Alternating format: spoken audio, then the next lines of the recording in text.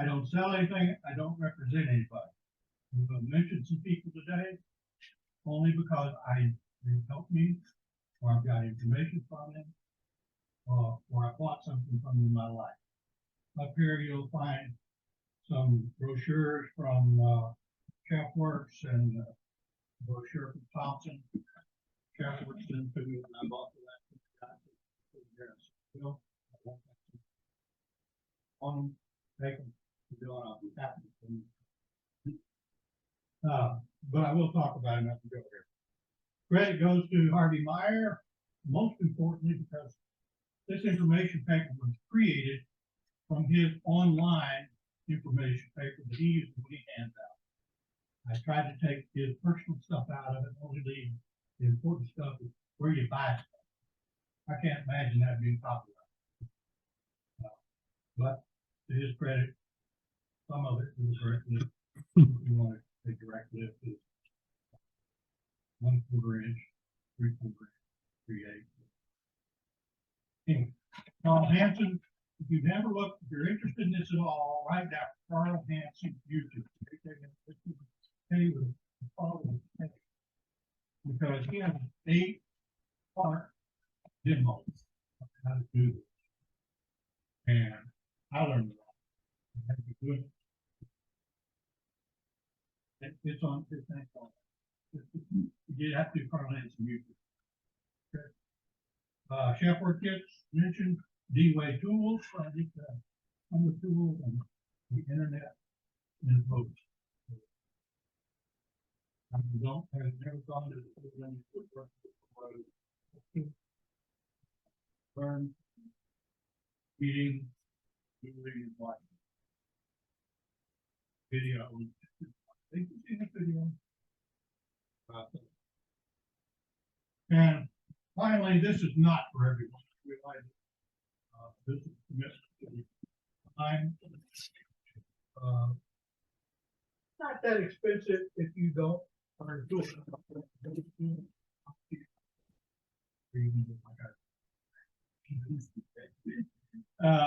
And there's many ways to do it. I'll try to mention some of them, show you some of them as go. If I don't mention them, they're on the internet. So here's how the demo is going to go. First thing I'm going to do is with a show and tell. Not to be bragging about them, but to use them to show you things that I did wrong that you can learn from. Okay. Go through them all. And then we're going to turn a plate. We're going to turn it from start to finish with 2 gaps. So there's no way to get it done like that presentation. We're going to make a plate with this design a little bigger than this. That's it. And then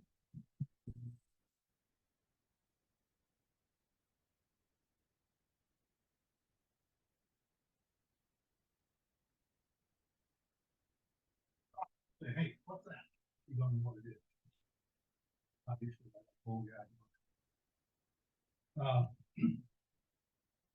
And then if we have time, if we have time during the presentation, or if you want to study it afterwards, I'd be more than happy to show you a little bit of how to get the inside with us. So, that's a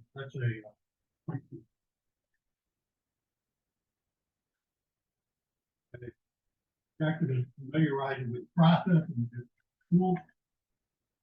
I can make a plate. Discuss the way to make patterns. So that's my opinion, hard part to figure it out. And I hope it sparks some, whether it's segment turning or basket resolution or just turning in general. Okay, show and tell. These 2 pieces right here are the first 2 pieces I ever made. I made them in 2017. I made this one first, and while I was coloring this one, I started making this one. Between the design of the pattern and the detail that it took, when I finished this in my store, I would never enough. This is 2017. I started this in March. I made all this. So the process I did here is different than here. Okay. So I'm gonna pass these around. I'll pass them all around. You can pass as fast as you can and don't look at it. Only so you can look at these two real quickly to see. If you look at the burn lines, the way you do this is you turn the piece, draw lines, and then you physically burn down the line, each one with a pin and wood burner in your hand with bright light, comfortable chair, out of time. Then each one of these beads down, and I'll show you, I'll pass around one of the beads. This is the 1/8 inch, which is one I use most. That's a manual bead turner. The other issue with that, in addition to actually sitting there doing it, is that sucker gets hot. Okay, so you gotta put it down. You gotta stop. And you gotta come back. Yeah. The only difference, now these are heavy, okay? Because back then I wasn't sure how much this beading would cause structural problems. And as you'll see, as I pass them around, getting thinner and thinner because I like thin pieces, I like light pieces, and it doesn't seem to matter. So, okay, so March. I was asked if I do a presentation last year when I was here, so I started thinking about that. And then I found this kit, so I said, okay, let me try this. This first one I did. This is cherry. I don't know what wood that is. Either one of the three things. This is cherry, and all I did was take 4 or 5 pieces of cherry and glue them up, flat glue them together, hollow it out, and turn the vessel, turn the beads, learn the line, and color it.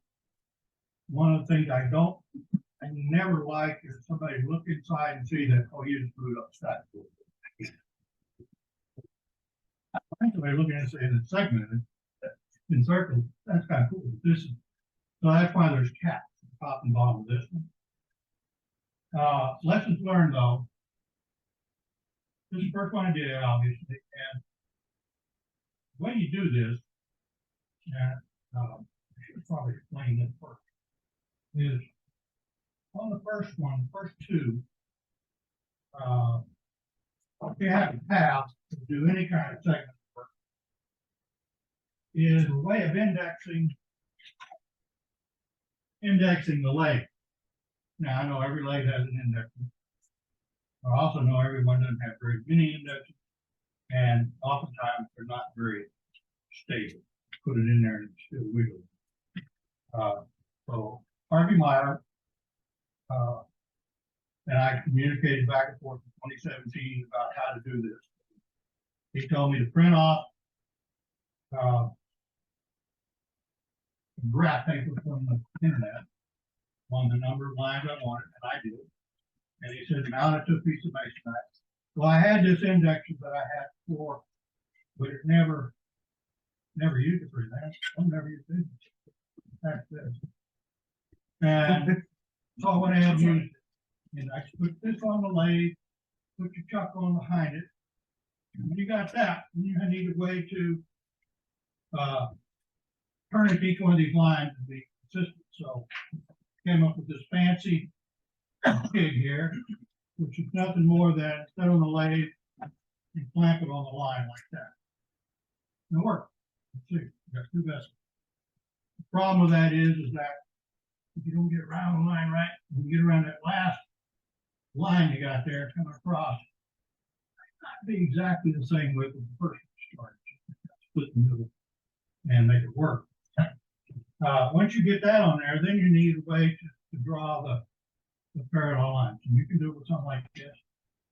Just set the thing and set this on the table or set the height. This is not the right height of this blade because I did it on the lower blade.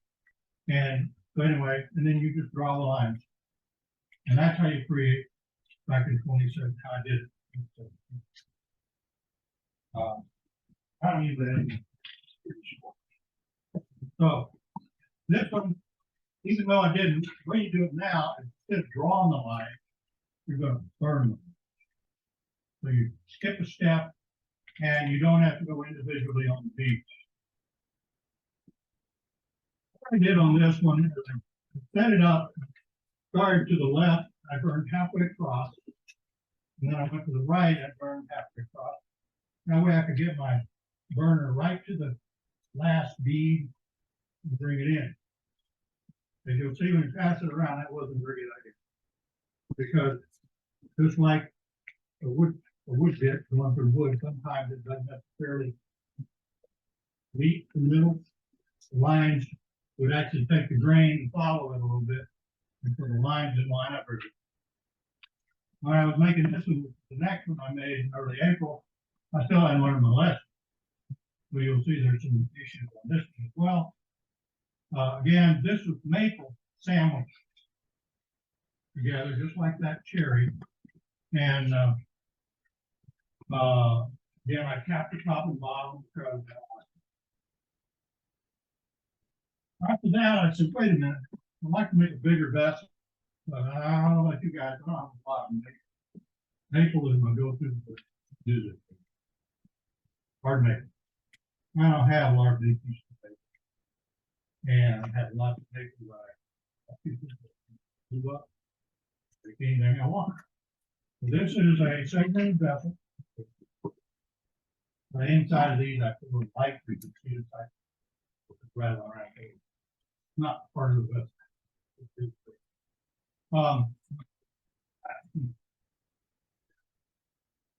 So the other thing that about this one is different is you notice the beads are larger. Because I have two beaters. I have 4-inch and 3/16.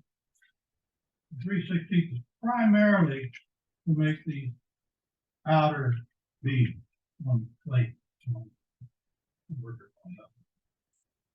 But I wanted to see what it looked like in the whole thing. I really likes this way.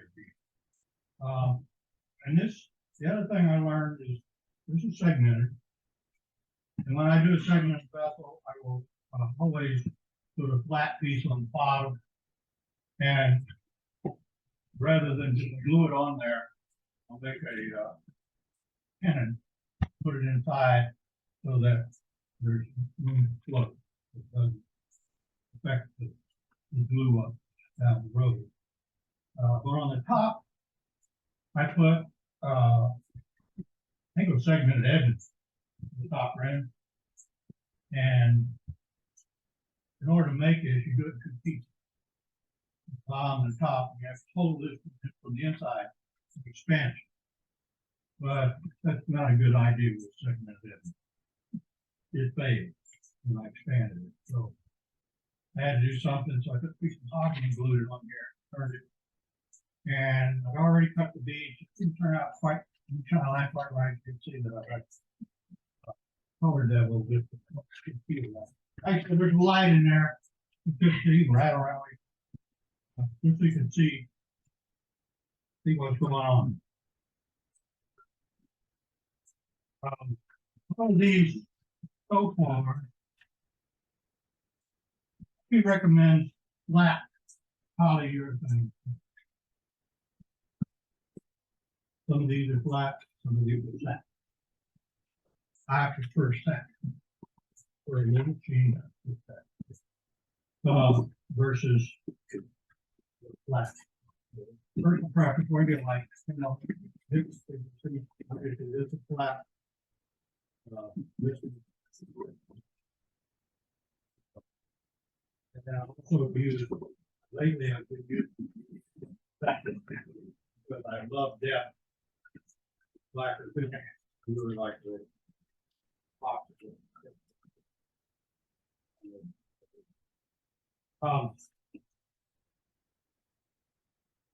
The only thing I'll tell you about this one is when you're burning the line, across here. Out here, the line gaps are 3/8 of an inch wide. When you get to the middle, they're not.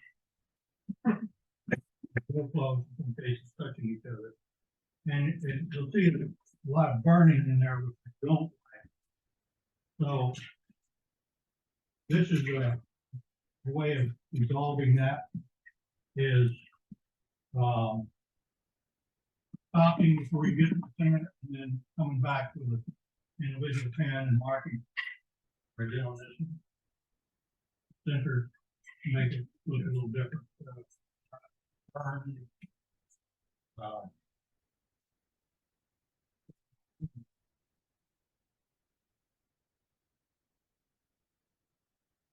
This one's much better in the center. And overall, I think a much nicer vessel. One of the things that I've tried to do now is that I'll burn all the way to the center on one line.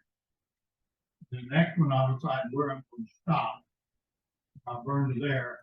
The next one will go all the way to the center. Stop. And every other one on mine doesn't work. So you're burning each individual line Each individual. all the way around. Absolutely. Show you that. So let's see. Okay, one thing I did mention about the mahogany one around there, the other thing I really learned about that is if you're going to spend all the time doing the inside, make the hole big enough people can see it. Okay?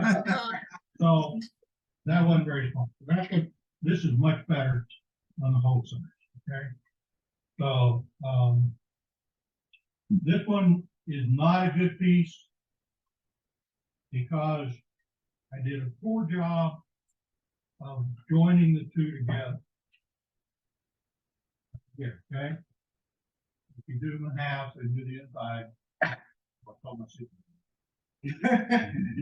So, I did a bad job of getting the beads right. You'll see it there. There's actually beads that are half of one line and half of one side and half of the other.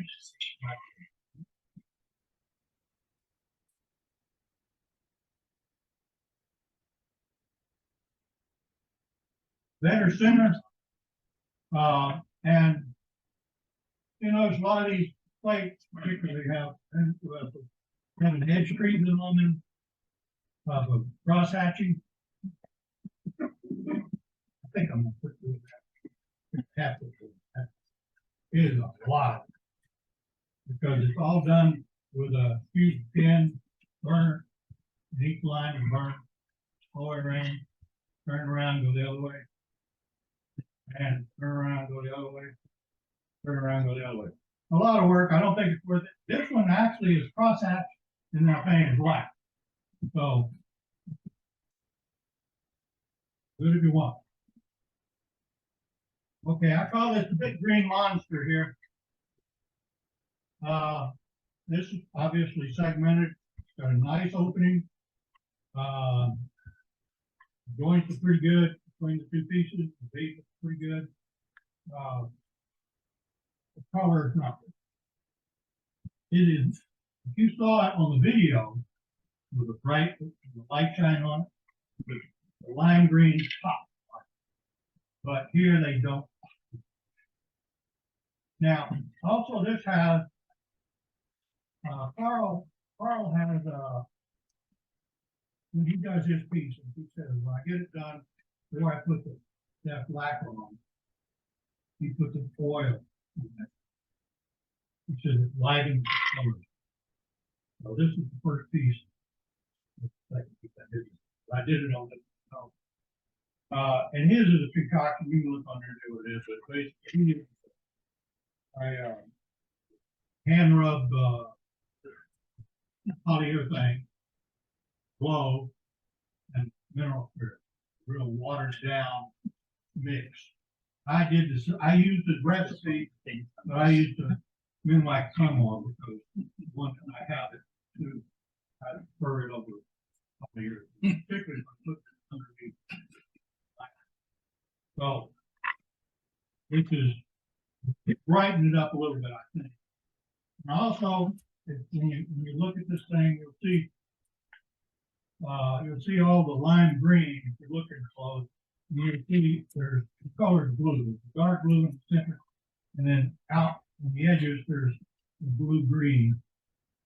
And I added the blue green afterwards, no problem making a design or changing it, I think, fixing it through design.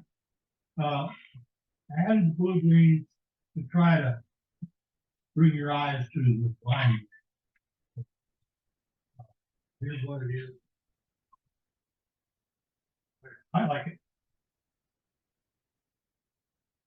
Now, this one here, I really like. This is throwback to my segmented vessels. I make a lot of segmented vessels with a decorated, a featured ring called, where you laminate a lot of pieces together, make designs, and repeat or whatever, and run them around vessels. This is on the same. This is not white paint. This is white mason. I don't know about your maker, my maker.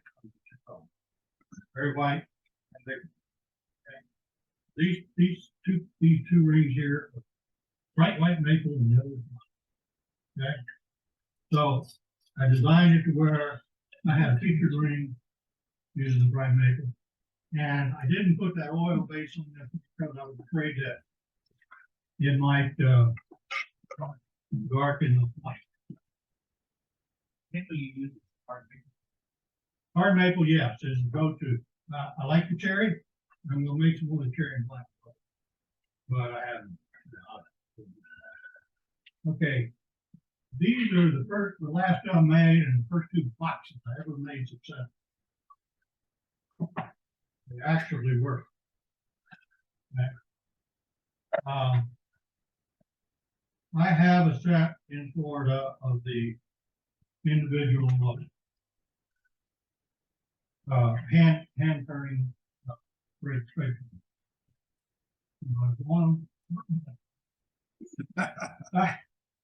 I had zero success at getting threads cut by hand. And then my wife saw Carl demo the box. Okay, I get a chance myself. So I bought the Chef Works kit. There are other kits out there, I'm sure they're just as good as this one I have. I liken the difference between doing it by hand is kind of like learning to play a Chopin etude on the piano. Doing it with a kit is like downloading the Chopin etude from your iPhone. Like this. Okay, so two boxes. These are both segmented maple. Segmented maple, I can make any I want, many of them, any size of them. Now, this is the first one I made, and the design is kind of a copy from Carl's with some modifications. And if you go look at online and you see Harvey and Carl and some of these guys, they're doing amazing stuff. You look at it, wait, that doesn't look right. Because you got, this is pretty much 1/8 square segment here, okay? But that's not. That's splitting the 1/8 square of the hat. Just inside of it. Add focus point, add a look. Show you how to do this. But they do it crazy, particularly on plates. As you know, on the outside you got a 3/8, and the inside you got 1/8. So they'll split them from out and split them in half so that they stay the same basically from that. This is the second one I did. Oh, first one I did, I put them here and then I fixed them over here on the side. And I realized that it just doesn't look very good because the extra divisions aren't bordered all the way around. So I found it. This one, all I did was inside the diamond and inside here with the extra division. And if anybody remembers the piece that I brought last year that I gave to the auction that had the maple little cap on the top, that might look real familiar because I'm in more than one and picked one for ten. That one. Okay, that's the show and tell. Okay, let's turn to wood. Let's turn a lot of wood.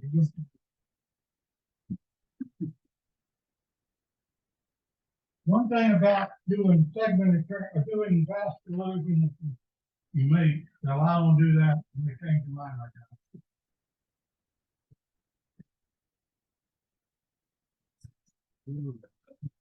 I have any sandpaper. Okay.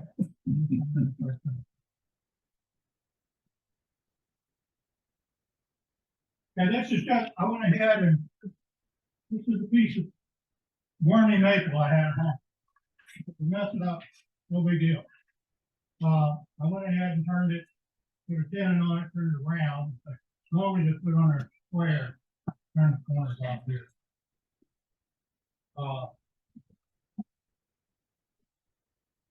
I'm just going to line.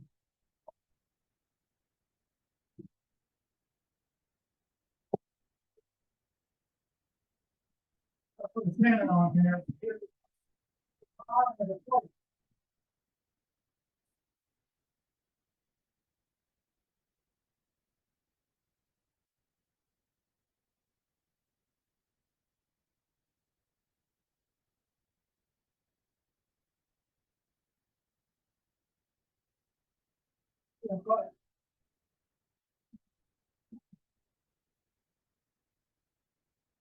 Okay.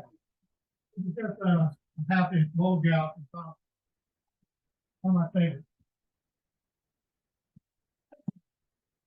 Camera can see this or not. Can you see that? Yeah. Yeah, this is nothing more than a piece of 3/8 steel rod. My son gave me, put a handle on it. I ground it in triangle, three-sided piece. I use it primarily to put the bevel in. But here's the dovetail in the.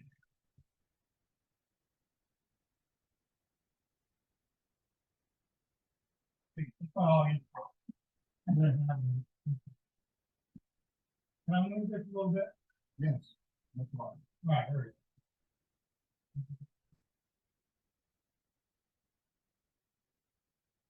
I'll do it pretty fast, so I'm gonna have to print out. Or say this is one more.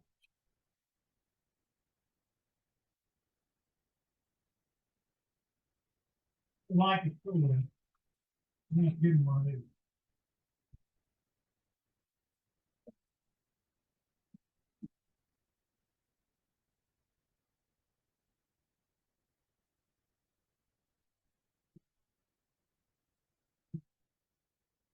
Started.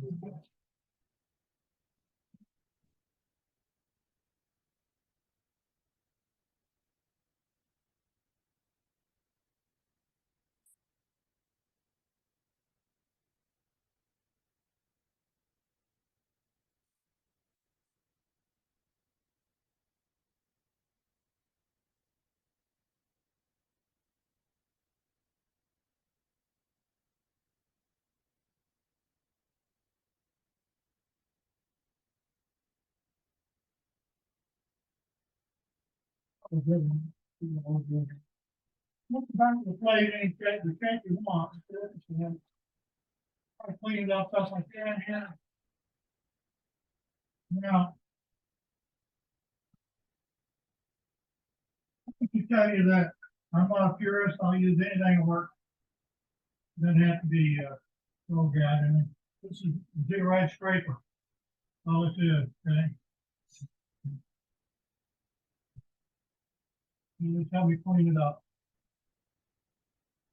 This used to be when I bought this, oh, it's gigantic chisel. It's actually a rubber sorting.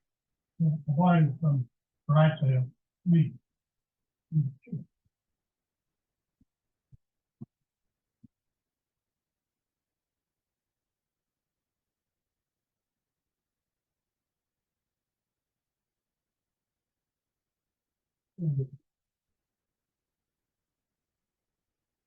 Probably should say, do as I say, not as I do. Don't do the rest of the movement.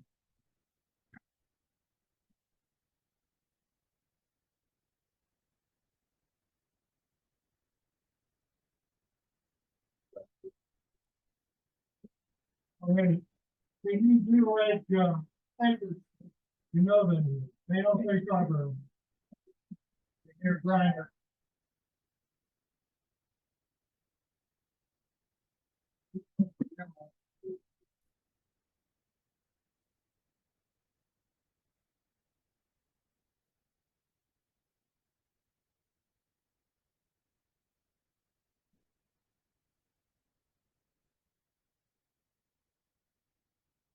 It doesn't matter if there's some imperfection at this point because you're going to think about it.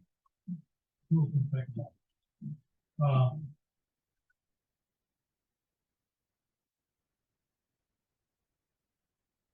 Beading. These are my beading tools right here. This is 1/4 inch beading tool. Okay. They come like this from D-Way Tools or from Sheffield. Then I have a hammer. Lots of it. I don't recommend it because one, it gets in the way too. So particularly if you're trying to do, I bought 2 of these. I have this one, and then I have this. This is painted same length. So I cut it off because when you start working the inside of it, even this gets in. You put a handle on. Actually, if you watch Carl's video, he has some with handles, and he says the videos I put handles on. I'm probably gonna take it. Not necessary. I'm gonna pass one of these around. I have 2 here. I have an 1/8 inch and 3/16. Okay, this is an 1/8 inch, the short one. Be very careful with it, if you will, because 1 is very sharp, and 2, I prefer that tip with you. I won't be using that.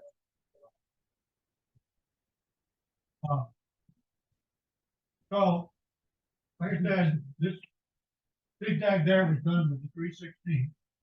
All the others were done with the 8, except for the top rim. We're going to try to do the top rim here with 3/16. I'll show you. When you do it, you want to enter the tools, the wood, above, it's above center, like almost everything. And as straight on as you can. Not when you're up in the air or this way, this way. Both sides of the foot, and the foot goes down, okay? When I bought my first beading tool years ago, I thought the beading was up.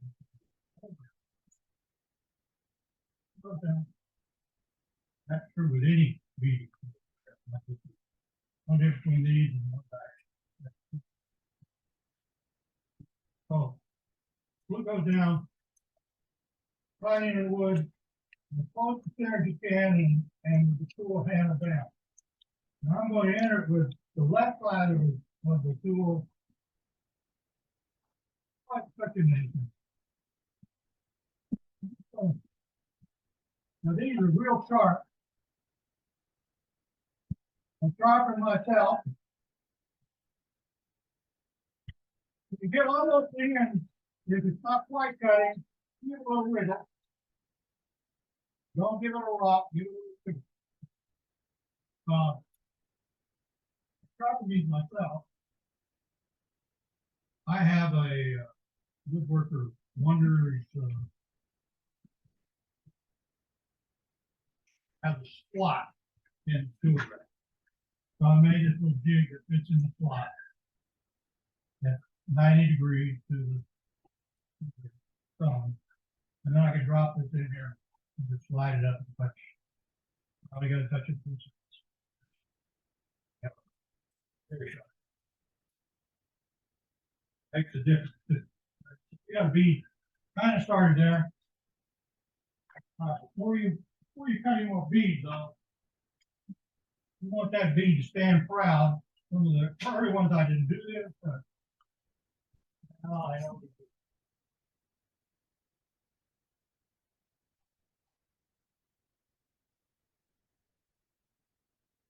Probably should do this with something else.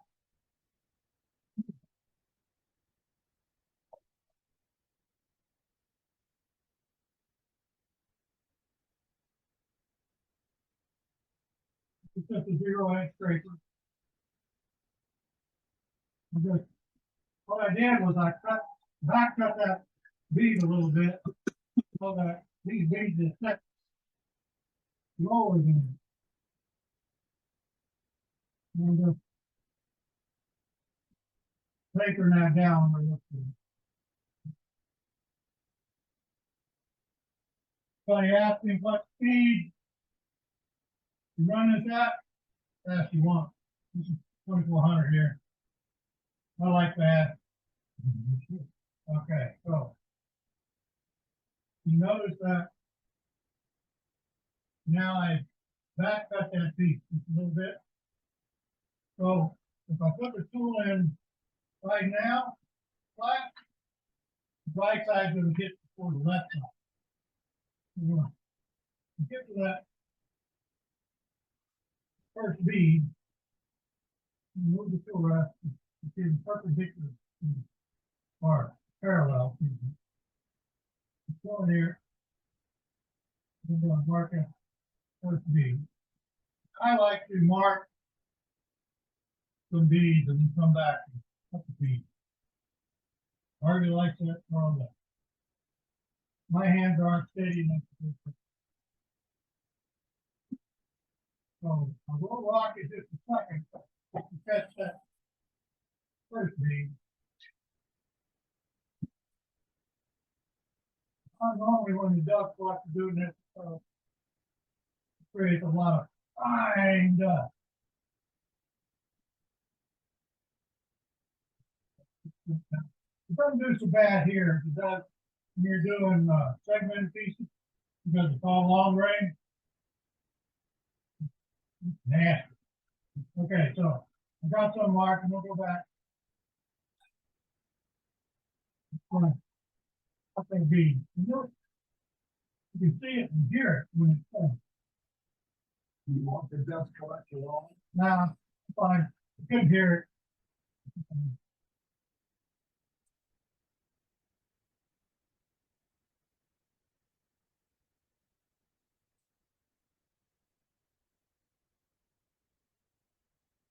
You have to hear it when it turns to bead. I'll hear where it's from.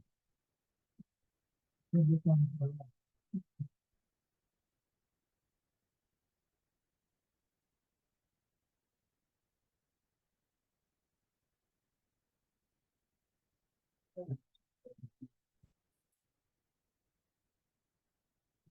one, I would normally do it this way.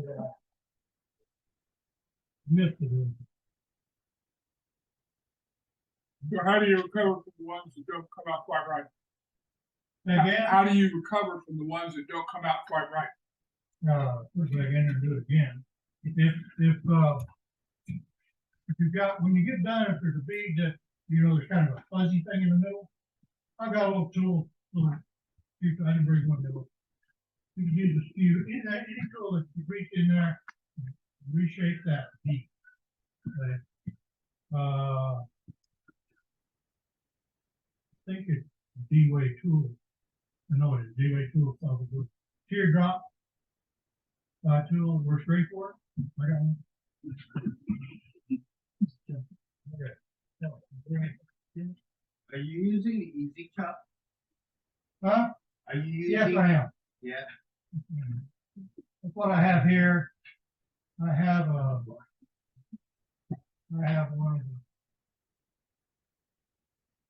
Yeah, that's. okay, I'm not too. The one's not very good. Maybe we can come back.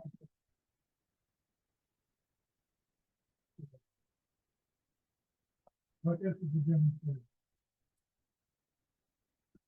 Supposed to show you how much to do.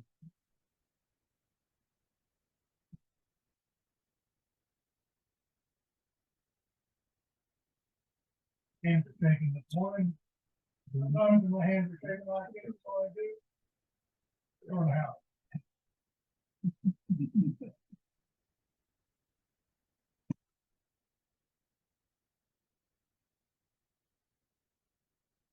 Well, this is the only time I rock the tool. I want that left edge, the end of the tool, to the right, just so I get it in the right line. I don't know if you can see that or not, but you see there's, right here, there's where you hit the tool, wrong, hit the bead wrong. And let's see if when we enter here, if you can cut that off.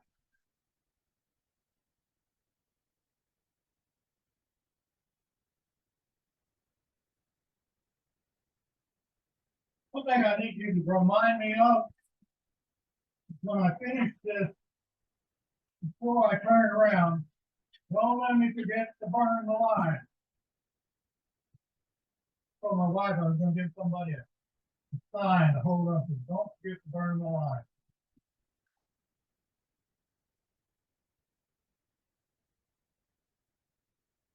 I'm going back. See if I can clean those up a little bit. The problem going back is that, and I'm not real good at it yet, not doing it is trying to get a bead that's too short, too small in the other. Doesn't bother me as much as it does guys that's selling it here.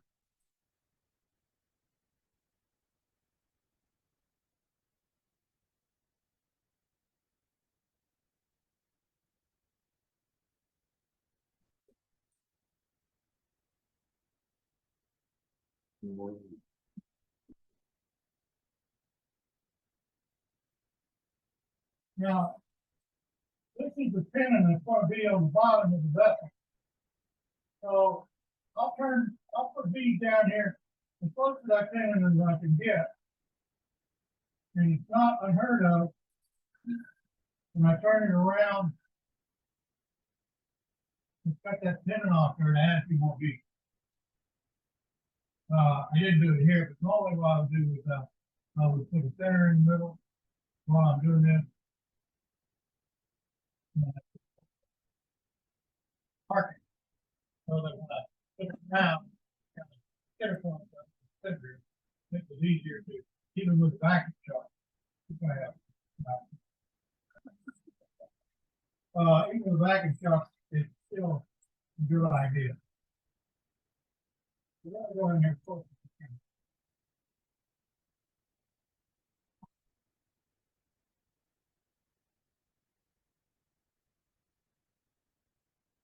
Yeah, I like the easy truck. I really do. If I had to do all over, you're gonna all that on. But they went around. Yeah, the only complaint is it doesn't have as wide a variety of chucks.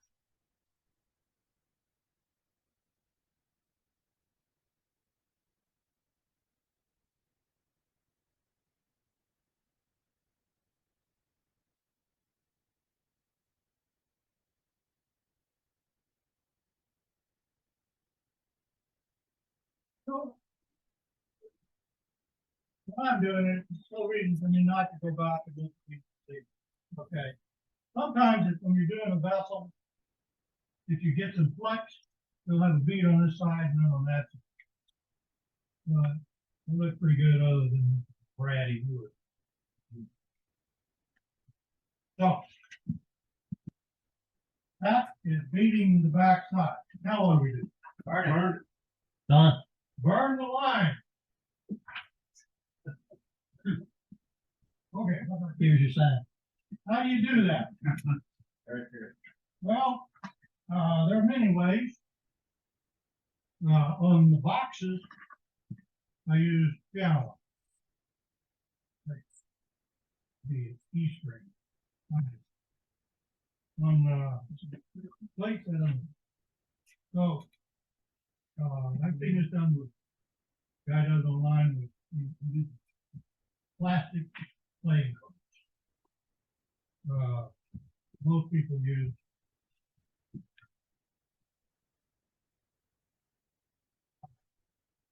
This was some lovely pink micro. When I shake it and I run it through the drum sander, sand it down as thin as I can get it. Thinner is better.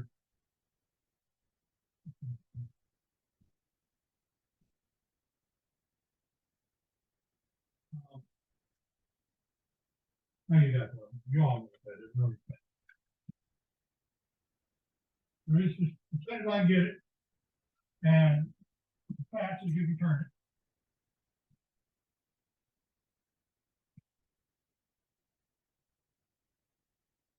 Roll this thing. Burn that line down deep in there. The only reason that you're treating the shadow line, and when you put the ink on there,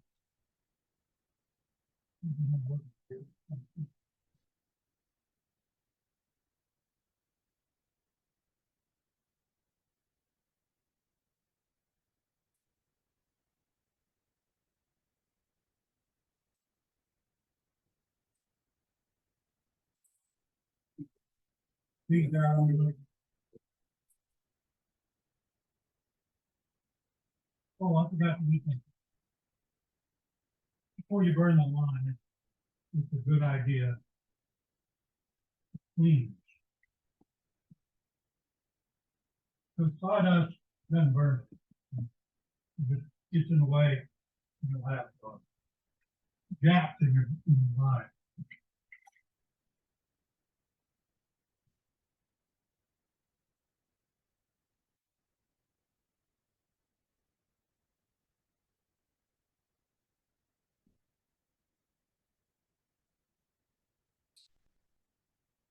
What these two say? Now,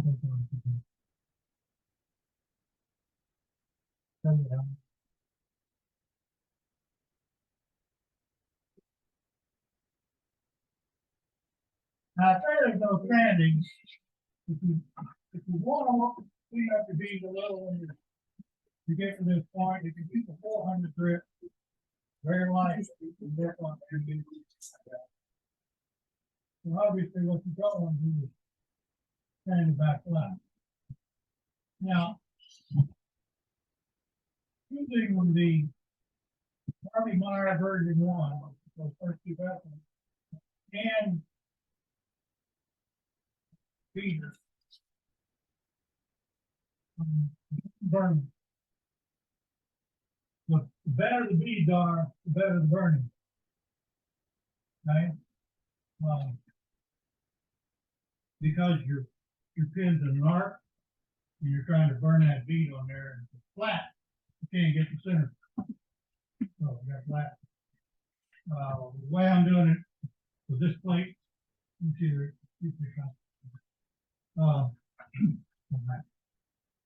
so it's not sandpaper. This is really close. Abrasive. Abrasive, that color. Maroon. It works really good for when you burn and you burn too far out on the piece. So if you turn down slow, turn it on, and put it in there. I usually use my fingernail down in between.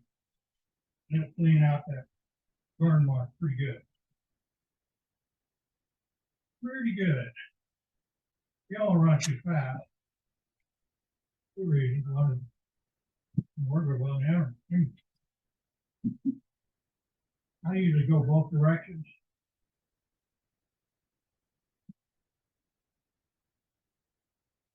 of buying this, Easy Gig, I have a Jet 1642 here. And my, Big Mark, I have a big 6-inch Big Mark. Uh,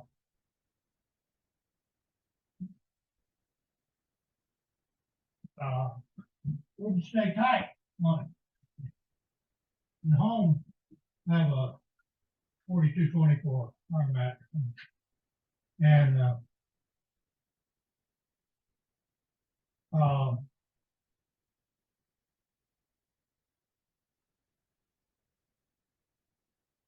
it, you kept, when I put it in reverse like this, it would spin off.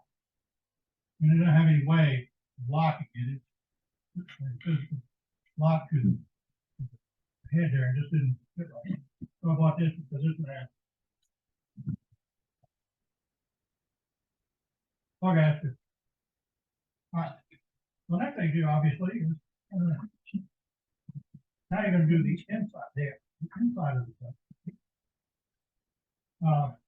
We're not going to do all the inside. So we're going to finish the bead on the top. That's the can here. We put a bead on there, so I'm going to take the 3/16. One thing I do though, is I put the 3/16 where I can't reach it usually, because oftentimes I grab it or do bead work.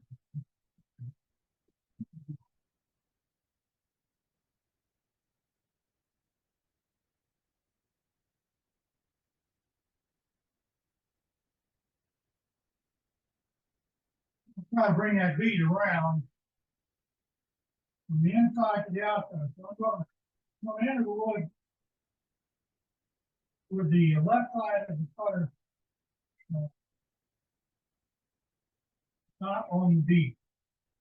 And try to curve it around.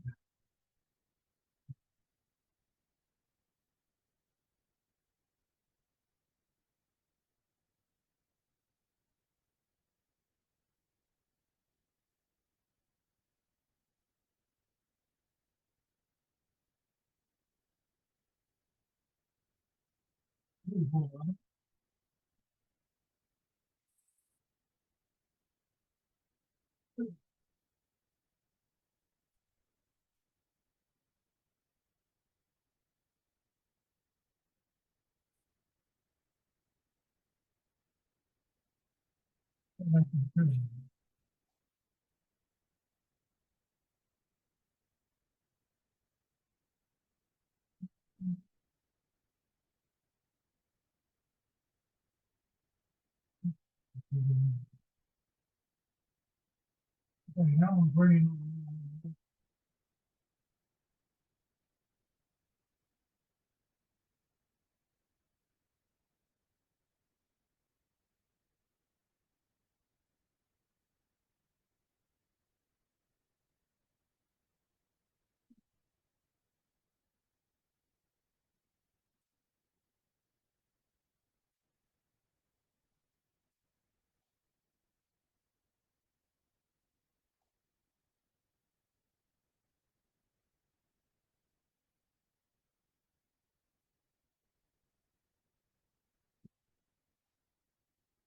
put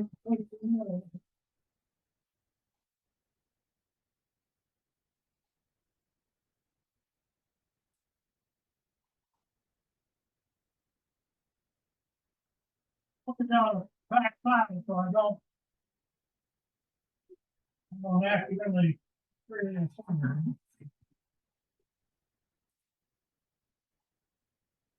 You better give them pins.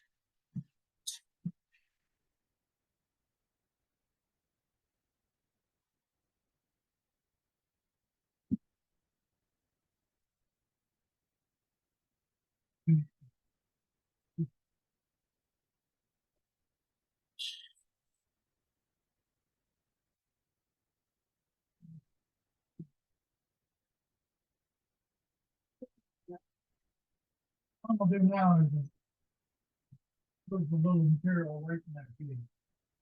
And then you just form it.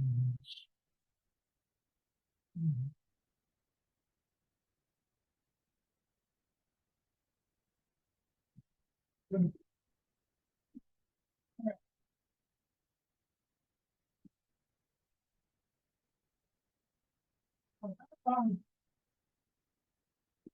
the front side, same as the other, well, everybody here turns plate, right? Everybody turns thin plate. You know, if you turn a thin plate, what happens on the outside? It flexes. So you want to keep as much material as you can as you're going down. So usually I'm going to take it in an inch, 3/4 inch, and put a few beads. And then I'll take some material.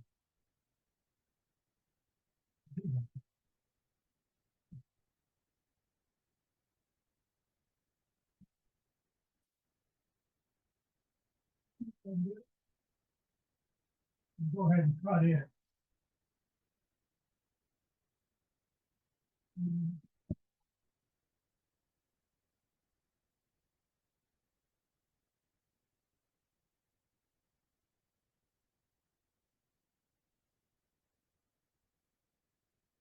Go right up a little high.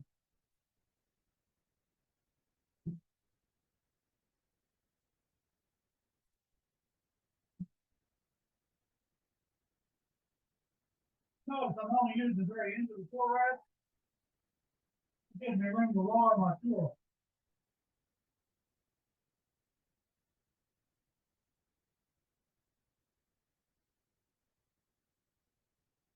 I'll leave that bead there. Mark, not turn. And remove a little more material.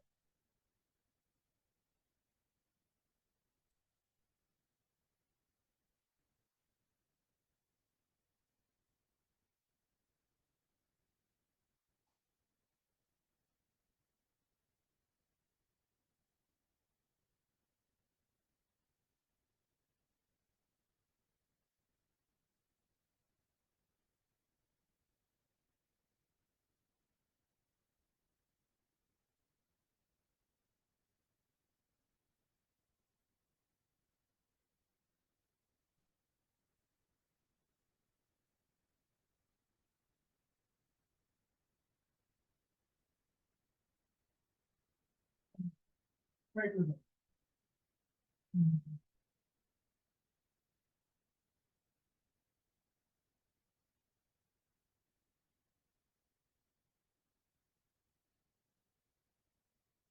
Just straighten it up.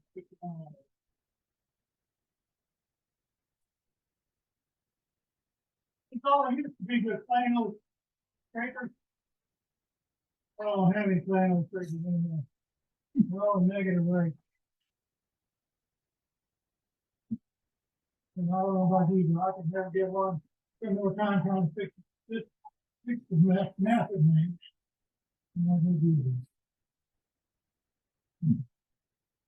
Huh. Get the idea. That's, do that, then you go to the next, go to the next, go to the next, and get done this what you got. Okay? We're gonna move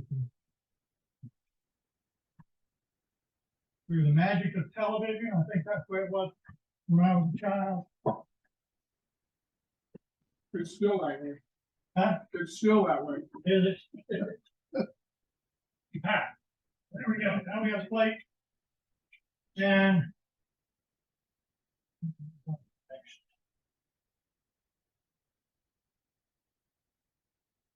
careful, plate. This also going to be made. Oh. What we're gonna do now, I've already, I didn't know the birth of I forget that a lot. Wow.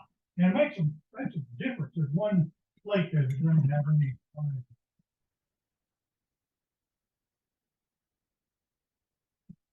Shadow that you. Oh, we're doing now, we're going to move to wood burner. Burning alive. So let's talk about the wood burner first. You have to have one of these. Don't have to have one of these little tables.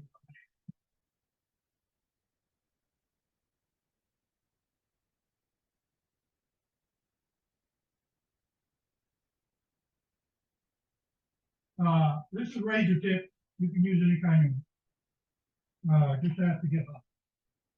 And if you make a table, like this, fit your Jet 1642, that won't fit this. So we'll do that. In Florida, I never used a table, because it fit just fine on my automatic jet that had a tendency to fall off. Okay, so, you need a burner. You need, to do mine, you need a jig. Okay. As I showed you earlier, you could use that plastic ring, whatever it is. Right there in front. Okay, you can use that plastic ring, but the holes aren't real accurate. And it, no way that you have to make, and there's some one single video to show you how to make an upright where you stick it in the hole and, oh, you could do that. You could do the, um,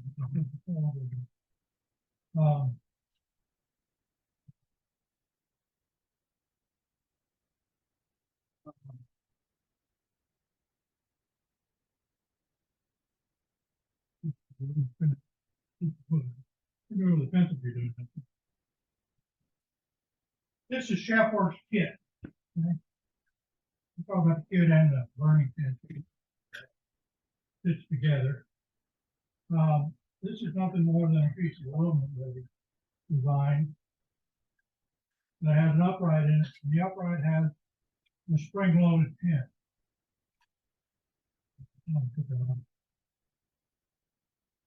So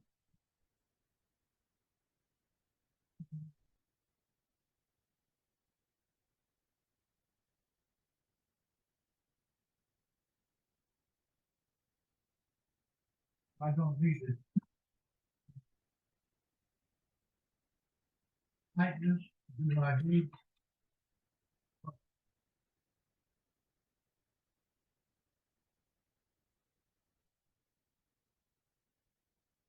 Put it on tightness.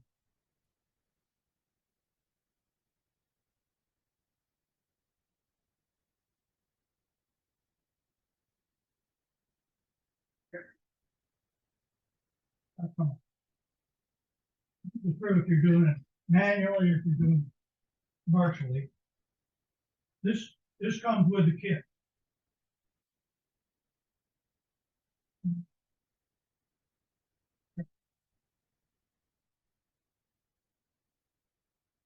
Well, you can look online and see. There's a little thing I use to, when it comes with it, a thing that says, okay, this is, 192.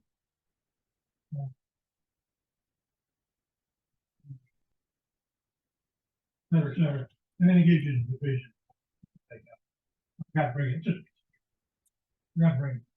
But this one, the nice thing about this is that it fits perfectly with that pin. So as you turn it, you can go back. You can do it back where you work. You don't have long for you to get in.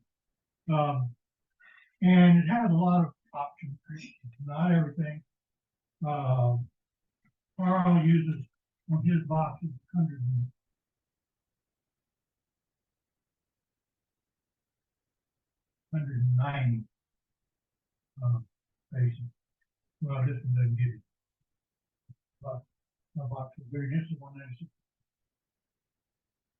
That's 3 more. One more in each of two. That's 3.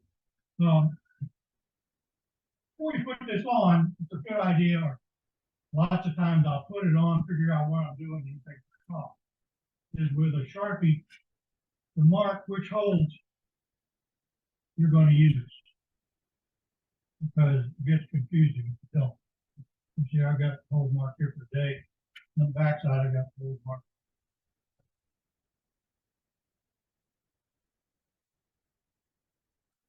on here.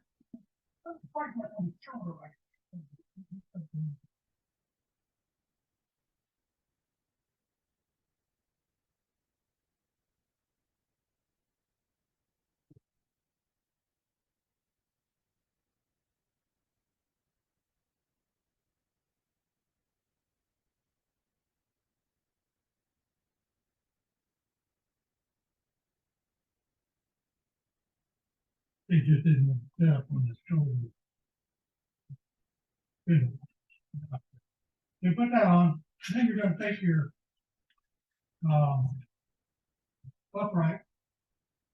And it's just like any other vehicle. Put it in here.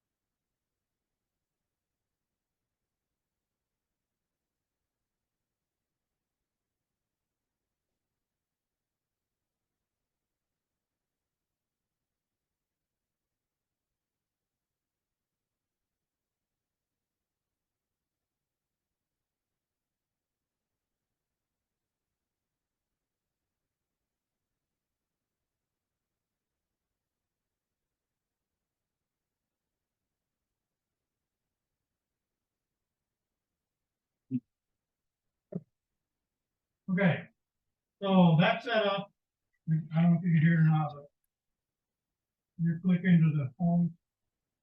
The nice thing about it is that if you make mistakes, you can go back. I never. Okay, so now you need two more things. You need a platform to do this with, and you need furniture. It comes with this post and then something more than pipe fitting that screws in to give you a perpendicular stand. And the stop that's in here. So that you can set it once, and you don't have to keep pushing for that. Try to take it back on. Stop on the place here. This first table I made it while I was waiting for it to work. But most of the time I want to work inside and outside at the same time. But it's cash. So I made this table. And that's all it does is work inside and out. This pipe fitting I bought at Lowe's. This pipe I cut off of one of my plants in the shop. Because when I get to Virginia, that post wouldn't work. 1642. It wouldn't go deep enough into the banjo. And I wasn't about to cut it off. So I took this piece of black pipe through the grinder and just kept turning it so it and then I used the same locking kind there. So this is going to go up here and it's going to fit where I can get to the inside and the outside of the vessel at the same time. Now, also comes with the kit is this burning pin, this red pin sticking in here, and he includes a block of wood. Yes. I'll pass this around just so you can see how I did it. But it's really just let's try a sharp point on it. So this one, the difference between this one and that one is this okay me stand here. They just made it where it clamped tight enough where it wouldn't move. I got it. Want it to be parallel, and okay, we're good. The tip on this one, I call it a sled tip. All right. It comes in a kit. One sled tip, and then it comes with a 3/16 inch tip that goes on the pin, because these are removable. Okay, where the pin I passed around first, that was one pin, that's it. That's effective. These are replaceable, and I used a sled tip that came with it, and I started making vessels. And I was through about the third one, and I said, I wonder how long these tips will last. Well, Shouldn't ask that question. yeah, one of these vessels, I should point out that there's the line that goes up like that, and fails this thing. I called him, and sent me some more, and he said, you know, the only thing is that, he said, they don't last as long as you give them a call. Well, that changed my procedure a little bit. So before, what I would burn a line, stop, rotate, burn a line, stop, rotate, burn a line, stop, rotate. Now I burn a line, turn it off, rotate, turn it back on, turn it on, because it doesn't sit there smoking. Hot. Commercial tips are right here in this bag. I move around. There's 1/8 in there. There's 3/16, and there's 2 or 3 commercial tips. When I ordered them, I hadn't seen anything. While I was waiting for him, by the way, Chef Works, I really like. I'm gonna buy something from him. Exercise. Buying a kit, I recommend 3 weeks lead time. So while I was waiting for these, I realized, I got to thinking, I said, you know, there's nothing magical about these selective style things. And I got to digging. Not buying anything. And at one point, I had purchased some wire with my wood burner to bend make my own chips to bend to do something. But I don't even remember what I thought that did. And I said, I wonder if I can make a chip. So I cut a piece off, then in half, put it over to my mangle on my device. Okay, hammer and hold that.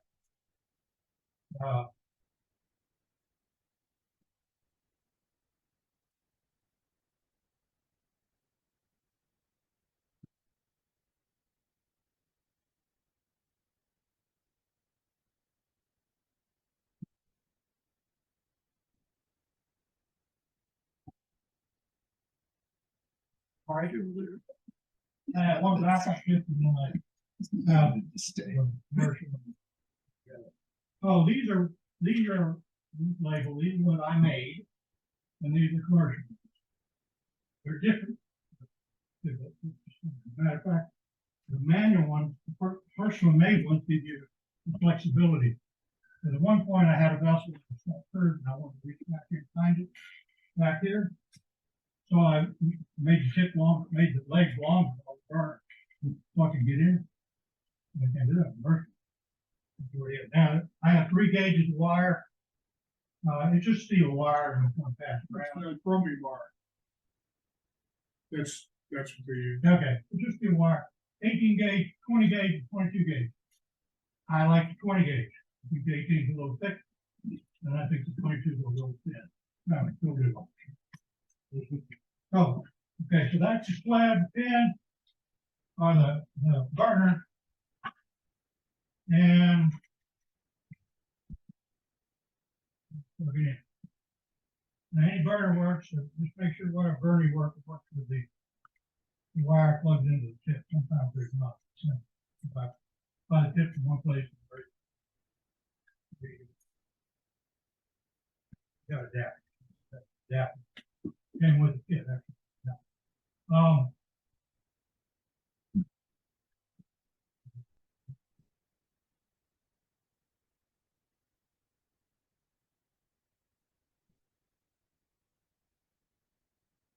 Okay, so we're just gonna burn a few lines. We're not gonna burn, I don't know where you burn.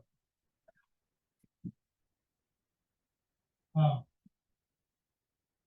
thing I really do is to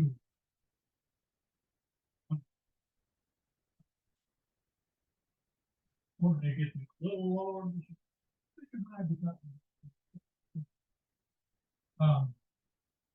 when you set this up, you want to make sure that the tip is dead center. Uh, one of the, a couple of places I passed around, you could tell they weren't. And if they're not, what happens is B coming from the right and one from the left. No, visual thing, you can see it, you can prove it. One of these samples I have, I think that's what I'm painting. Let me get there. Prove it. So I stopped and I got that. So, and you can do a little bit rather than play with moving the table up and down. A pair of pliers, bend the tip a little bit, get it where you want. I will oftentimes look at it where it is when I start. Periodically look back and see sometimes go down. Okay, then the question is, how much heat do you put on? The answer is just about. Too much is, if you see the videos online, you see the tip of bright red, smoking hot. We're not trying to burn it. Set the wood on fire. We're trying to mark. Harvey really fussed with me and was our feet to burn it. So, in mind, sometimes I'm going to do some different temperatures here. This is the scene. So we're just going to go to the center here. Try not hot enough there. Turn it up.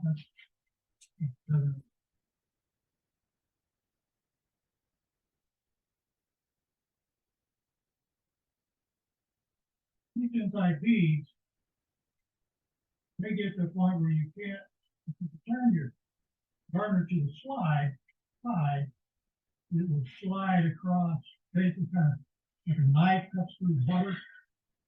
Better to pull the knife cuts through nothing. Better to pull than it is to shove. And try not to put too much pressure on it.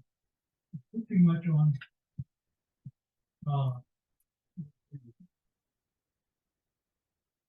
I think, buddy.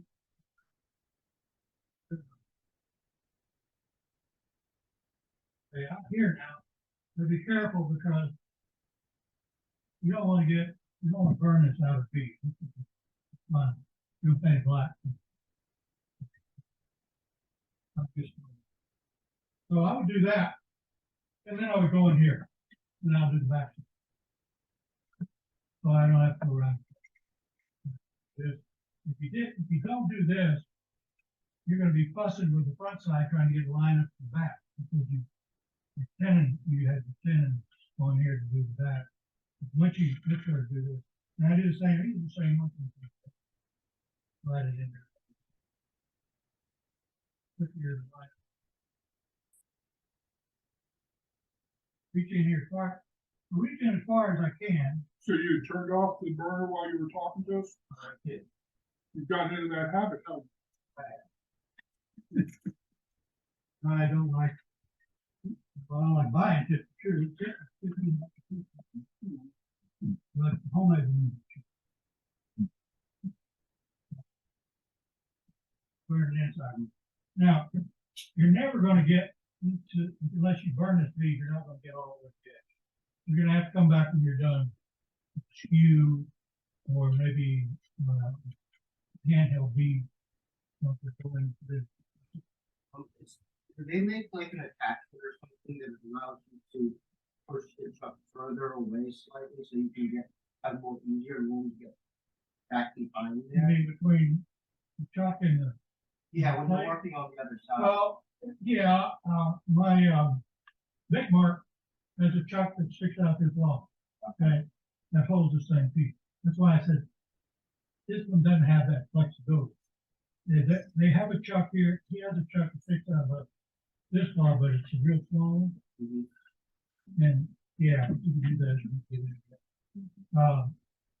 So there's only chuck. Yeah, you do one, then you're working. Do that. Turn this. I'm gonna turn it up real high and show you what happens when you smoke it.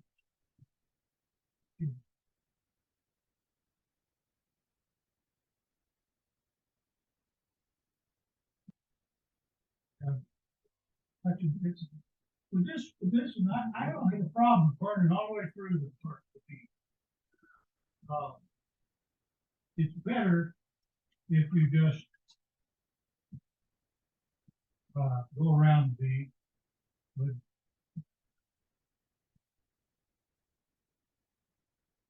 faster to burn.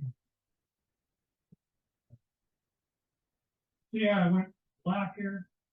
Well, oftentimes what I'll do is I'll say, okay, right here, I'm gonna start my next row, where there's a gap between the bead and the, the burner.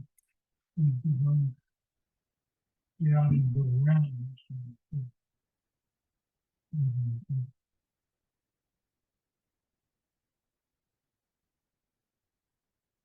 You're gonna slide this way, cut through. Okay, and then I did that one. I'm not gonna do that. Do this one. And the next one I'll go all the way down.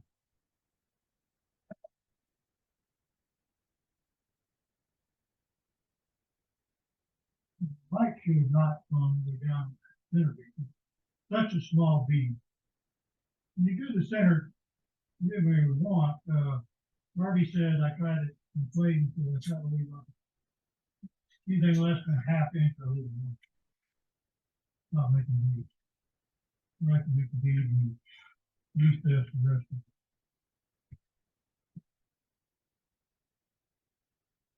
What are we doing on time? Anybody?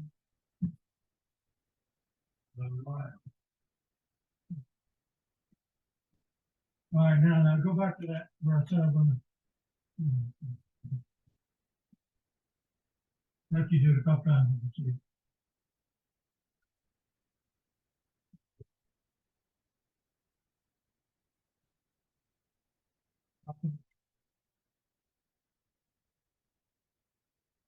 This is not like this is not something I do all in one session, do you? 72 beads. What I'll probably do when I'm doing inside now, I'll probably divide it in 12, the 12 or 24. And I'll just, how long does it take? But this looks infinitely faster than using that pen. Absolutely. I'm going to show you, is that enough of that to get the idea? Okay, let me show you another. These two boxes, I don't know if you noticed. Move around. I don't even know if you noticed. Did you notice that the beadwork on the burn lines looks a little different? Did I notice that? Yes. Okay, the reason is I didn't use that sled. I used this pin button sled here with it. This takes a little longer than this, but it's a neater job. This is a razor tip brand, and so it doesn't need it down. A long time razor tip did not make one that was movable tip. Now they do. So now what do I got to do when I switch here? Because I didn't make these the same size. One's northern. Yeah, I got to raise my table. And for this purpose here, I'm just going to.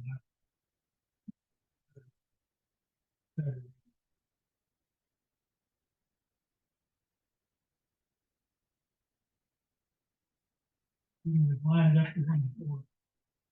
Get pretty close. Okay. Make believe we did them all with that. Because it's probably fun. Here, you just want to touch them.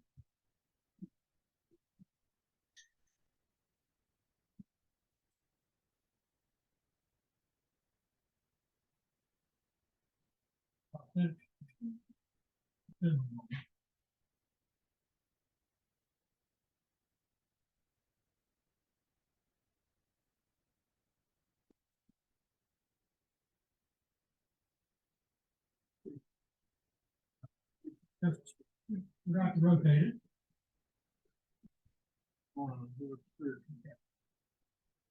So, the table doesn't reach out quite far enough to do this in this plate. They probably would not do it. Now, this thing takes a little longer to heat up. See how it's burning around the bead? Don't get it? That bead's a little smaller. Now you can come back when you're done, if you want, with that, heat, and you can run it, and clean these beads off a little bit. To burn too much. One thing I noticed is with the maple, without any air movement going on, you can smoke the wood. Because the smoke actually comes up with the dust, particularly the sugar and inside outside mixing. And just color. So running it with that Scotch Brite afterwards helps give it some light to wood.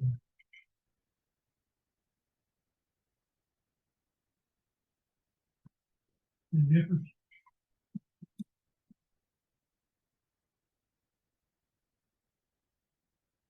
This is what the real pros are using. Because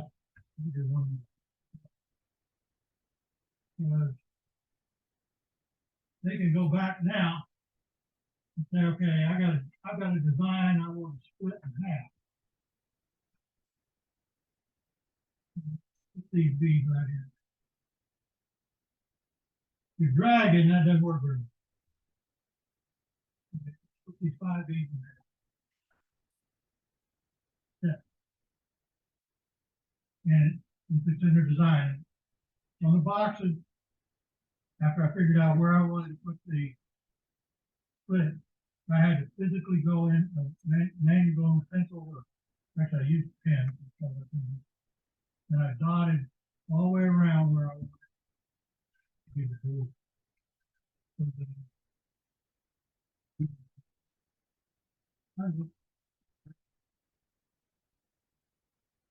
It's pretty quick to do. And the nice thing about it, other than like pins, if you were to do that, you're trying to hit right in the middle of that bead, and it's cut. This, when you got a hole, you do. Now they'll also take it, and they will do another division, is they will loosen the thing and skew it.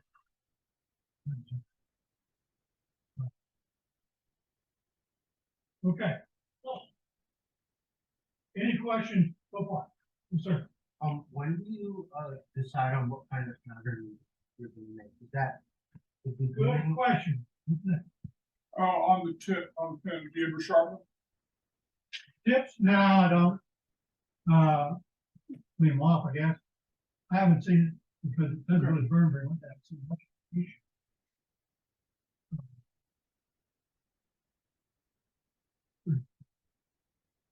Sticker about these don't drop it early. Okay.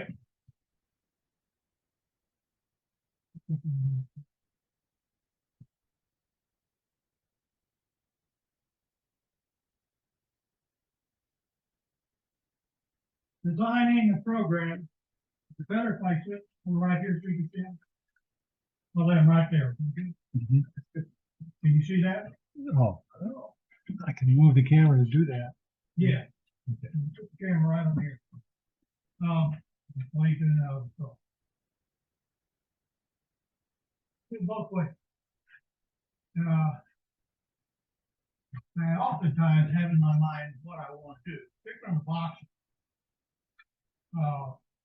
Carl doing the box, he says, I try to have an uneven number of beats. So you have a center point, the center of your pattern. And then I may have a design I know that it's a repetition. If you look at these and you look at this, how they do that, repetition of 6, or repetition of 12, or 10, repeating itself around that. And that'll let you know how many radial lines, if you want to do that, put in there. Harvey says most of the time he will put the radial lines in, and then he'll figure it out. But when they're getting to that multi-level detail burning, on the boxes I had the pattern figured out, I know it's going to repeat 3 times. And I know what it looks like. Okay, Can I answer your question? Yeah. You ready? Yep. Okay, what do you start with to do a pattern? Piece of graph paper. Blank sheet in your brain. That's it. Those first two, that's what I use. Graph paper, pencil, and a lot of great. That round one there, I designed that, and I had to figure out how to do those up and downs and around to where it became a complete circle. These are the ones I did. I don't have the design. These are ones I doodled with earlier. You probably see some of these in the early pieces. But that's that pink thing there, pink and purple, blue, maple one with a cap on it. This is some more doodling to get the same thing. This is some more doodling. Now, graph paper, you can go on the internet and search graph paper maker PDF file, and you'll get a bunch of them. I just click through till I find one that will allow me to design the shape that I want it to be a radial, be a rectangular, to give me finding boxes up and down. So, and then I print it off and start drawing back in. Early I started drawing, because this one is that 360B one right there. That's what I use to design. This is the early drawings of the green monster. These are just doodles to get something. We're doing this is the green monster. This is that cherry pizza. What I use to make the cherry pizza. More doodling. You can doodle all day long. The problem is you keep doodling and you run out of race. Okay. How you get your patterns? Where you get it from? Where my wife hands me these things, says, "Hey, this is my work." The internet, you see those and needle points and stuff, and the internet has a lot. If you go up there and say master revolution, they have all kinds of vessels up there, and it says, "Please don't copy my stuff." There are only so many ways that you can put a dot on a piece in a square, rectangle. Well, I don't copy anything like that unless it's in the book. But this one right here, he handed me that, and I said, "Okay, let's keep drafting." And I made it. Now, as you notice, this is not handwritten in. See that? This is clearly done with some kind of digital system. So after I did that, I immediately started looking for a way to do this smarter. Too much time. And I found lots of options. Adobe Illustrator, if you want to buy it, it's expensive, and I'm cool with it. Not just to do this. SketchUp, it's a 3D software. 3D software gives me a headache. I have a CNC that does 3D work. And just pointed out, you can also make your own disc if you wanted to. You have access to CNC. Here, I don't know what to do. So this is done on a program called Inkscape. It's on your paperboard. INKSCAPE. It's a free program, a graphic program. What you do is you go to PDF, make yourself a graphic PDF file, and you import it into Inkscape, and you overlay your pattern on it.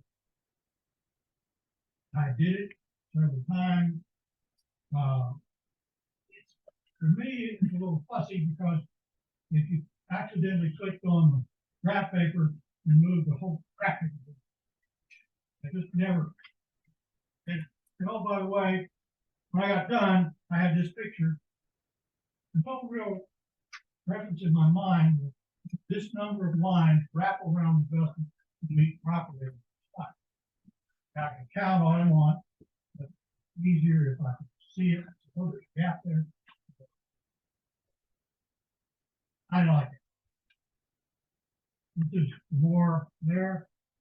this is that green monster pattern I did on these. Now I learned to copy and paste, so I didn't throw this down. And it does. Now, how to use it. And it was free, okay? But in my search for programs, I bumped into this program called Basket Illusion. And it's a Windows-based program only. That's what I do. So I'm going to show you using TV how, if it's all right, can I walk around here and let's talk a little bit? How to make a pattern, Basket Illusion. This is a $15 app on Windows. They give you a 30-day free trial. I downloaded it, said no, I don't want that. 30 days were up for action. So I had to pay for it before action. It's worth it for me. Let's run that second video. Tell you what I'm doing. We're going to open program.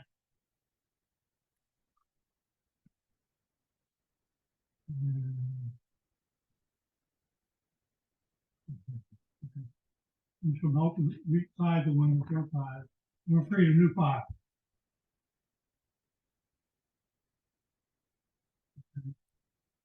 Now, we're going to make a plate. So we're going to go platter, select platter. We're going to like options there. The platters aren't 10.2, where that is. We're making an 1.5 inch tall. And then you don't have to do this, but I like it. I make the upper and bottom with an inch.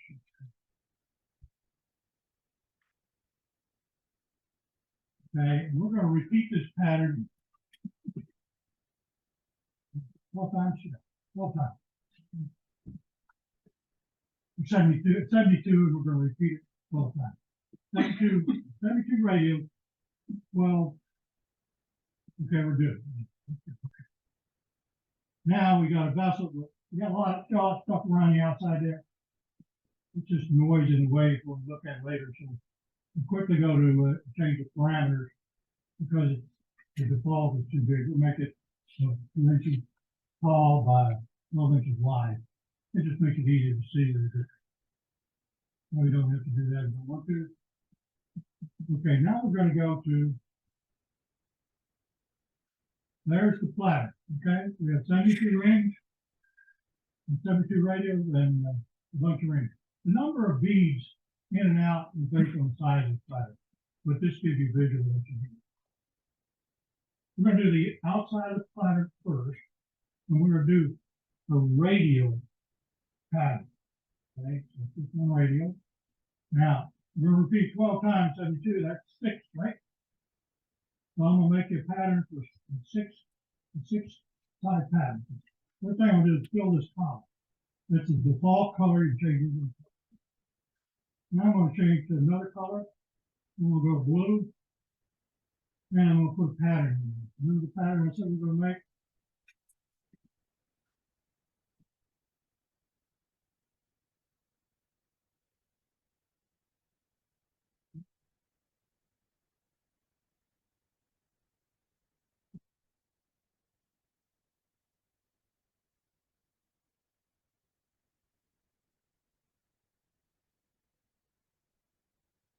Okay, if you make a mistake, all you gotta do is undo it, right?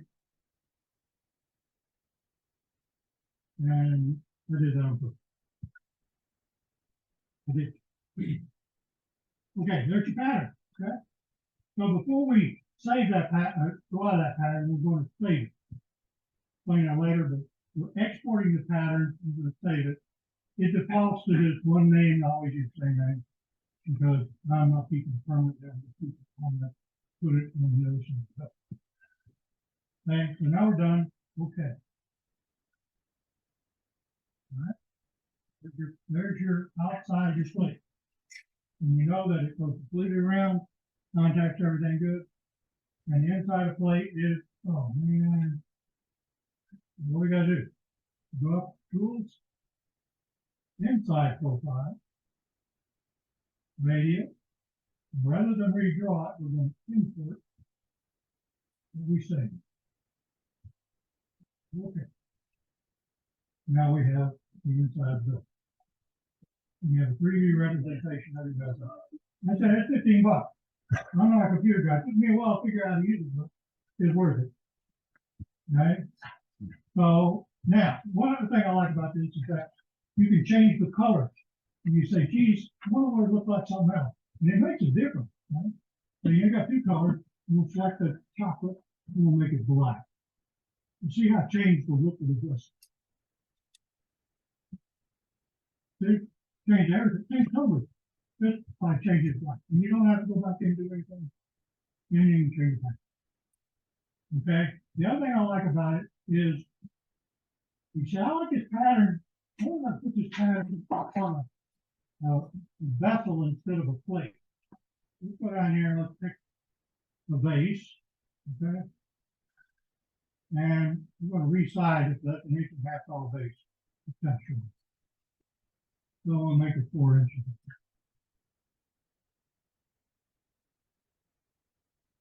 And change the height of the whole thing, taller than the base.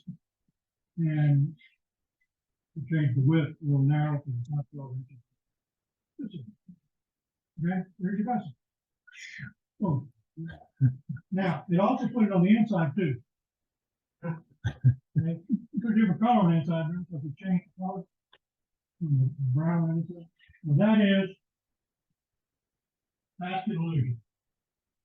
Like So the software is Inkscape, you said? no, Inkscape is the first. This one is basket illusion. It's an app on Windows. Purchase it, $15. I don't make anything else that. Here's what it is. So with that, that's one we just made, right? Here's some more that you recognize. Some of these are all done, and it will print you off the section that you designed. And it will print you, it will not print you a colored copy of the vessel. It prints you a graphic. Now there's another program out there, Carl swears by it. It's called Procreate. It's been in your paper too. It's also not free, but it's really cheap, about $15. I bought it because he's for it. That's what did this with Procreate. I like Procreate because I can doodle on my Mac with my pen. My iPad, it works on the iPad. That's the only one that works. Inkscape said it works, but it'll work on the iMac, and it won't work on iPad. And it doesn't work very well on Mac. But this one works real well on the iPad. And if you're a doodler, you can take this and sit down, you know, and I do it, okay? Come up with designs. And then, so far, I haven't taken this directly to the vessel. I'll replicate this in basket illusion because it takes it around the vessel to let you see how.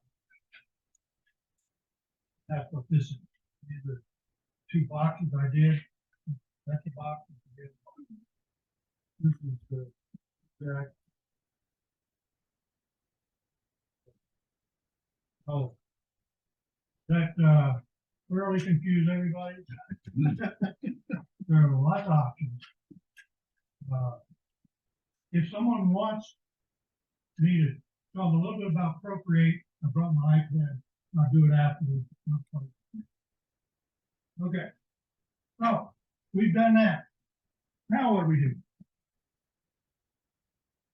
Like done, we have to do the color. So how do you do the color? What do you do? Well, you need this piece. And then you need a color pen. I'll pass these around. This is the only pen I've ever used. The only one, actually, I think, only because of the hardest. So you use it, be careful. These are India ink Light fast, don't fade on you, they don't bleed, and they dry really quick. So you don't have to worry about smudging. When I'm working, I will try to work from right to left, so the left hand is holding the vessel, doesn't immediately smudge, but it's really not messing with it. Again, they come in all kinds of stuff. Give you an idea. I bought this on Amazon. It's the only one I found. Rolling black. It gives you lots of chips out there. But all of these colors do come in the brush and the super fine tip. They're now called a super fine 0.03. And for me and for most everybody else, this works great. Carl doesn't use the super fine. He uses the brush. He says, I can get down in there, and if I try to get down inside to the edge, I'd put it on somewhere. So I got it. Handshake. So, but these are, I'll just lay these up if you want to see the colors or hand. Those are the colors I have, and mostly I got every color that's there in the two tips. The problem is that Dick Blick is the best way to go, and you have to search to find the tips. And I have tips that have been backordered for 6 months. This one right here, this one took forever to do because I had the brush tip, but I didn't have the fine tip. And I wanted a fine tip to get in and finish it up with, and the only fine tip I had.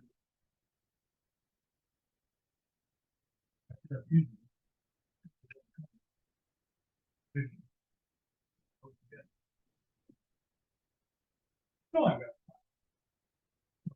now order one. Four. The other thing you need is an eraser. You make mistakes with them.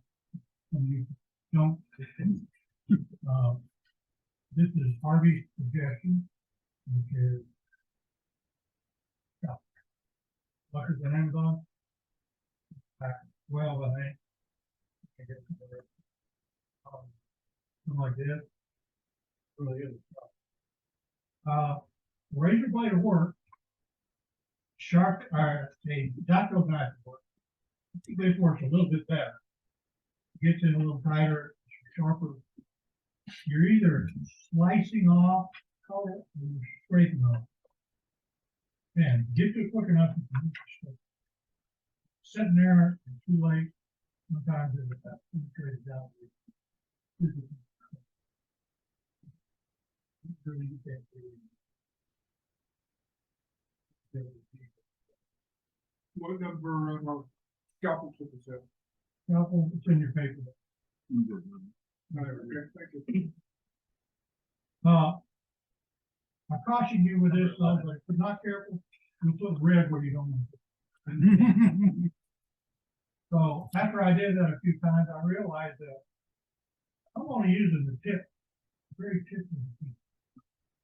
So I took it to the grinder and I ground off all of it. But I find myself getting up real close like this.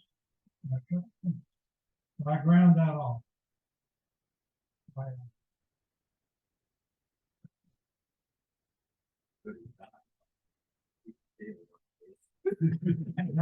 haven't tried it. You talking to former military police? Yeah, give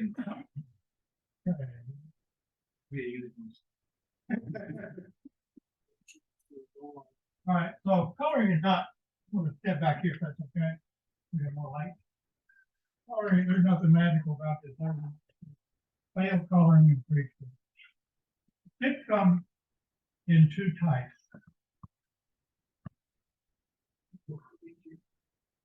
Like I said, brush tip and the other. Now the brush tips, hope you can see that or not. Those two are both brush tips.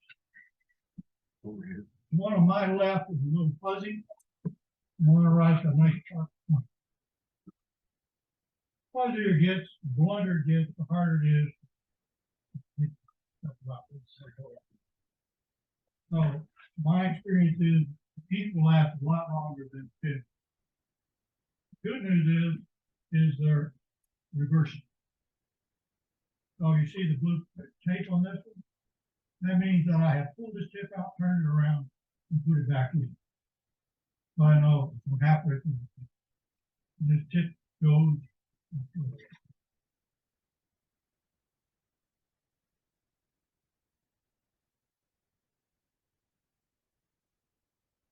The other thing I gotta have, and I not have to have. Get on there. You gotta have something where you can see what the heck you're doing. Okay? And that's what, this is, everybody see me? Amazon comes with an array of magnification. This is my second one I purchased. That's actually a little light on top. Uh,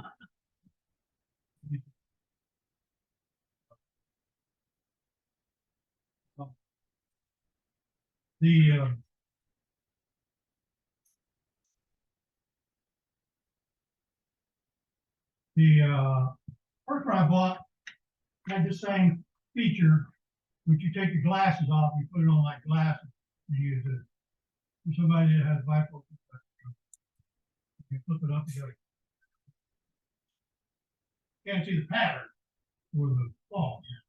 So I got the $20. Where did you get that from? Amazon. Amazon. Yeah, okay, it's like $20. There are lots of options.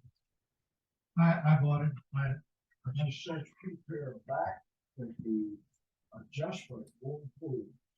And I have one pair that pulls beautifully, and I'm having a heck of a time with it. Well, when I get down here, I'll look on my website, see, I'm looking, you can look at your history. Bought it in Florida. April. Okay, so that's what I gotta do. Now, steady hand, comfortable chair. Now you try to set up the desk to do this with a lot of light, magnification, and you can see what I'm doing. Okay. I'm gonna dot. I don't know.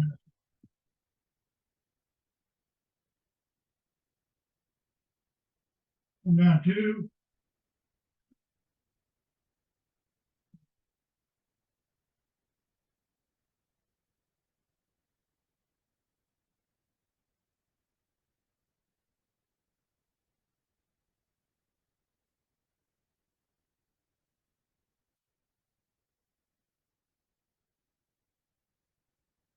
Okay, one more time.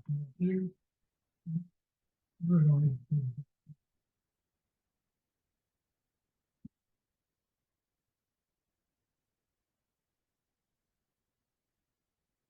Oh, I'm messing with the scalpel.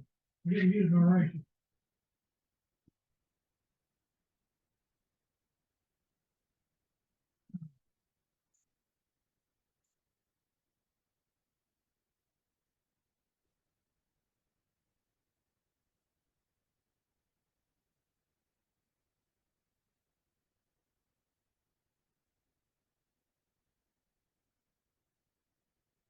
So, probably on there. It's on a plate like this. And then I'll come in here. Yeah, I got my finger on the edge of the blade.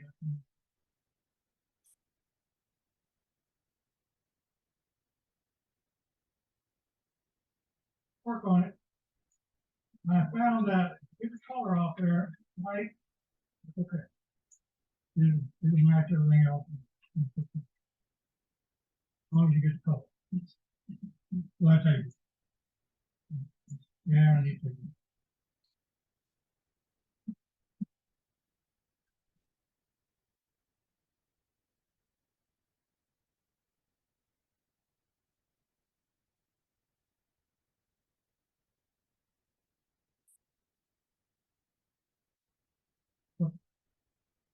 So I find that if you go this way, fill in those, beads, it blunts the pin a lot quicker. It works better like a brush. It is a brush. You can pull it like this. Yeah, it's hard to do when you do it very low. Too far there. Straight back. Yeah. Straight in. Told you I failed color.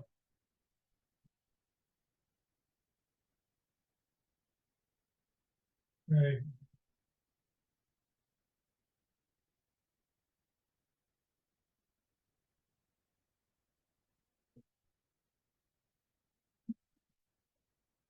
So this goes pretty quick.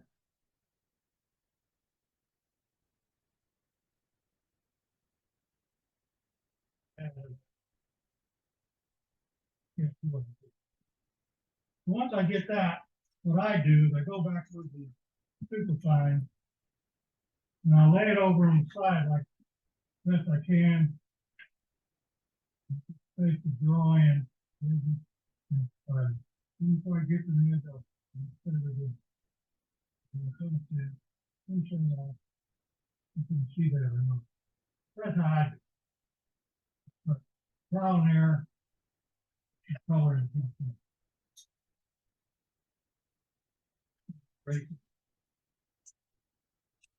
Now, one thing I will point out, if you decide to put oil on it, before you put the finish on, you don't want to rub the oil on it, rub it around. Might be white on polish. When you put it on and blot it off, you'll be rubbing this way because you're likely to rub it past. Yeah. So you put it, and if you watch Carl's, YouTube, I'm sure you have this. Oh, that's enough coloring, I think.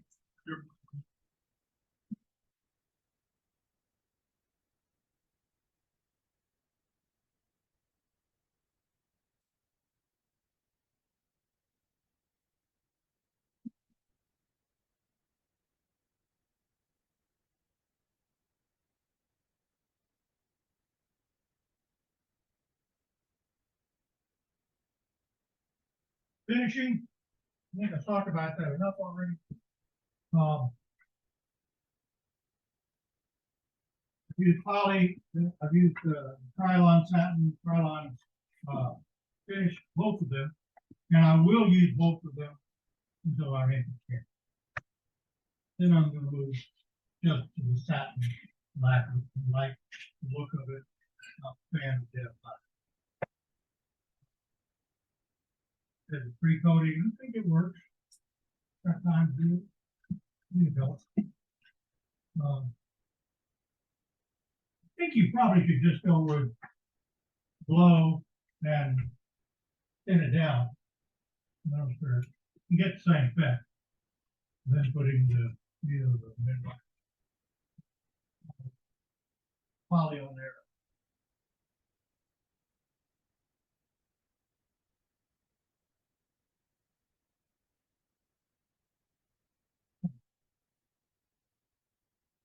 Okay, like I said, I have this piece here as a backup. If anybody wants, if you want me to do it, I'll just a little bit on the try to get the inside of get to the inside of the vessel.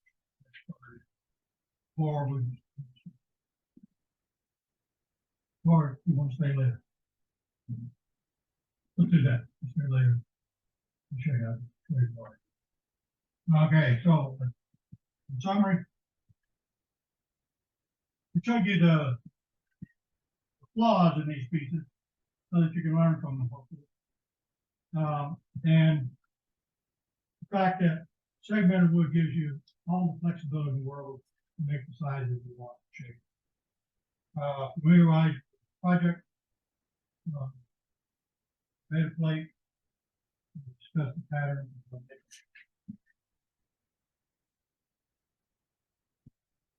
How much time do you have in one of those pieces. Well. A little plate like this. Time, I remember. Day. For a little plate like this. A vessel like this. Actual work. But take longer. Do it all at once. But did this one in March, and did the rest of them since, except for those first two. Maybe boxes. I just learned how to do the boxes. Then have a jig.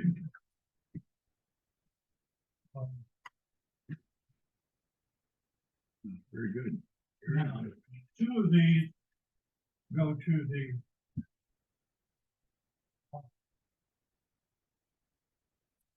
some of them are excluded. But, yeah, I'll pull the ones out for you. You can pick the others. That's it. Great. Appreciate it. Very Right.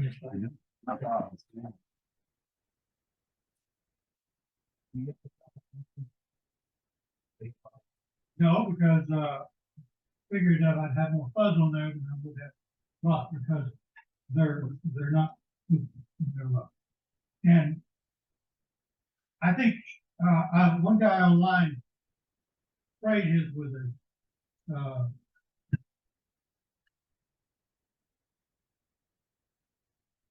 shiny lacquer, gloss lacquer, and he said, I don't ever do that. He sprayed the back of the plate. Oh yeah, let me point out something else. A lot of guys are doing, are doing the front of the plate and leaving the back blank.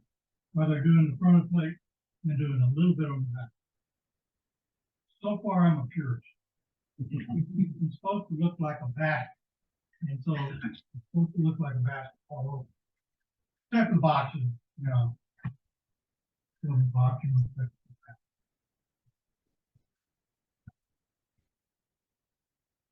Although, first time I saw Harvey do the inside one, that's crazy.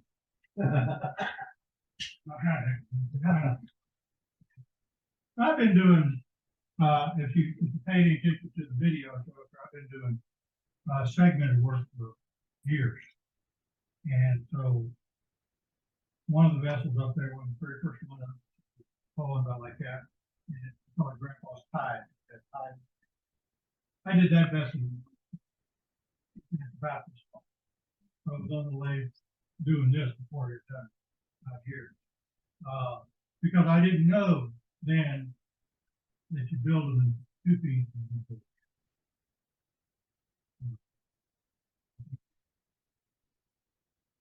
These, I do not recommend you try to do this because it's very difficult to get that piece. My granddaughter.